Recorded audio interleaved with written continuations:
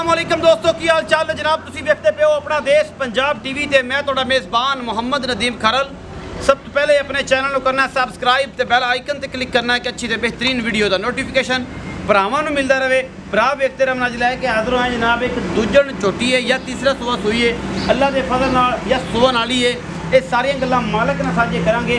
मेरे पिछले पासे जनाब मझ खड़ी है अल्लाह के फजल नाल थब्बे लाई फिरदी है, मेले लाई फिरदी है। लैने देने मुकद्दर होंदे ने। हमेशा कोशिश करना है कि तुहाडे वास्ते नीली दे बेहतरीन ब्रांड और कमाल के जानवर लैके तुहाडा वीर नदीम खरल हाजिर होंदा रहे। ए जनाब मैं मेरा कैमरामैन तुहानूं दिखाएगा, इंशाअल्लाह तुहानूं पसंद आएगी। ये मैं पसंद आए वीडियो नूं लाइक शेयर ते कमेंट जरूर करना है। ए जनाब मझ कैमरे की पूरी निगाह दे विच मैं उहनूं सिंह जिवें दे ने तुसीं आप वेख लैणे ने।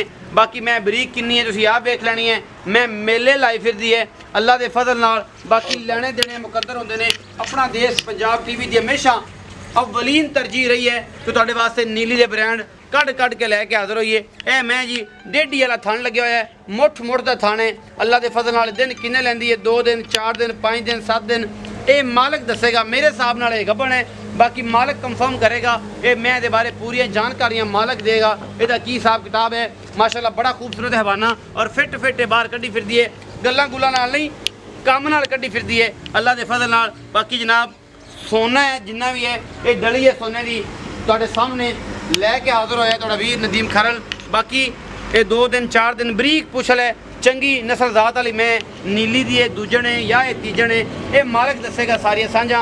असी पूरी कोशिश करनी है कि तुहाडे वास्ते नीली दे ब्रांड लैके हाजिर होइए। माशाल्लाह बड़ा खूबसूरत जनाब इनू हवाना, उन्ना ही सोहना थन और उन्नी खूबसूरत जनाब मझ दूजे सूबे या तीसरे ये मालक दसेगा। और सोवन किन्ने दिन लैंदी है ये भी मालक दसेगा। बाकी हर चीज़ अल्लाह ते अल्लाह के रसूल दे सपुर्द करके छड़ दी होंदी है, कोई टेंशन नहीं।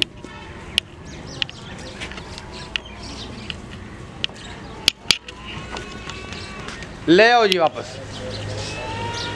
इत्थे खलो जा, भावें इस पासे खलो जा इस पासे मैं खलो जा, आप गल्लां कर लेने इत्थे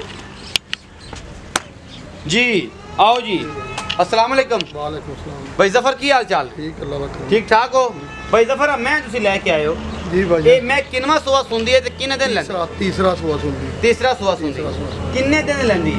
इन 15 तरीक ਨੂੰ दिन पूरे 15 ਨੂੰ आज तरीक है कि 12 ये 2 दिन 3 दिन ले जाएगी भाई यो कुछ ये। अच्छा तैयार मैं अच्छा तीसरा सुआ थाना हवाने दी ते पिछे दी गारंटी हर चीज गारंटी जी। ਇਹਦੇ ਚ ਕੋਈ ਵਾਧਾ ਘਾਟਾ ਨਿਕਲੇ ਆਪਾਂ वापस लवांगे।